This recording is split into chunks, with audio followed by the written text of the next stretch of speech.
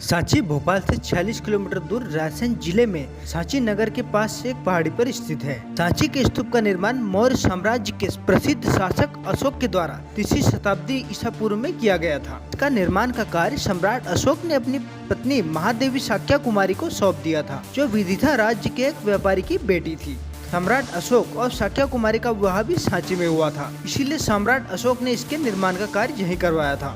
इस स्तूप को पहले ईंटों से बनाया गया था, जिसे शुंग काल के दौरान पत्थरों से ढक दिया गया तथा इस स्तूप में तोरण द्वार और कटघरों का निर्माण सातवाहन काल में किया गया था, जिसे सुंदर रंगों से रंगा गया था। माना जाता है कि द्वार पर बनाई गई कलाकृतियां और द्वारों के आकारों का निर्माण सातवाहन राजा सातकर्णी ने ही निर्धारित किया था। अब हम स्तूप के बारे में जानते हैं। आखिर ये स्तूप होते क्या है? तो स्तूप एक प्रसिद्ध बौद्ध स्थल है, जिसे चैत्य भी कहा जाता है। इसके आकार एक अर्धगोलाकार किले के आकार की संरचना की तरह होता है। इसका उपयोग पवित्र बौद्ध अवशेषों को रखने के लिए किया जाता है और वहां पर भगवान बौद्ध की आराधना की जाती है।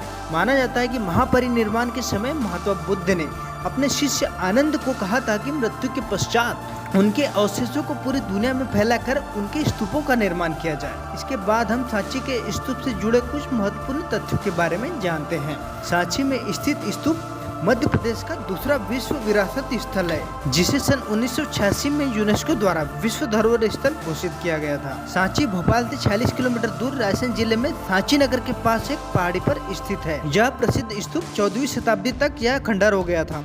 उस समय के शासकों ने इसके पुनर्निर्माण पर ध्यान नहीं दिया था। इस स्तूप की खोज एक ब्रिटिश अधिकारी जनरल टेलर ने की थी।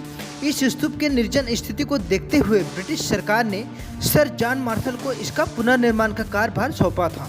जॉन मार्शल ने सन 1912 से लेकर 1919 तक इसका पुनर्निर्माण करवाया था। यह स्तूप भारत के सबसे बड़े स्तूपों में से एक है, जिसकी ऊंचाई लगभग 21.64 मीटर और व्यास 36.5 मीटर है। इस स्तूप में 4 तोरण द्वार भी है, जिसमें गौतम बुद्ध के जन्म से लेकर परिनिर्वाण तक की कथाओं को चित्रित किया गया है।